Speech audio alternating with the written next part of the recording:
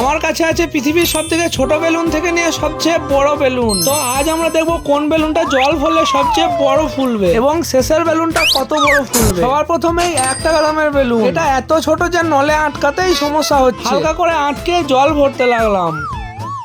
দেখো গাইস, একটু জল ভরতেই ফেটে গেল। এরপর 5 টাকা দামের বেলুন। এটাও ভালো করে নলে আটকে কলটা চালিয়ে দিলাম। আরে এটা আবার কেমন আকার ধারণ করছে? এটার আকার কেমন হচ্ছে তোমরাই কমেন্টসে জানাও।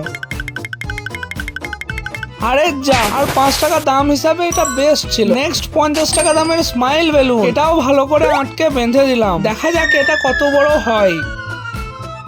গাইস, এটা মনে হচ্ছে ফাটবে না। আরে এটা কি হলো? গাইস, বেশ ভালোই লাগলো। আর 70 টাকা দামের বেলুন। এটা উপরের নলে আটকালাম আর কলটা চালু করে মাথার উপর চাপিয়ে জল ভরতে লাগলাম।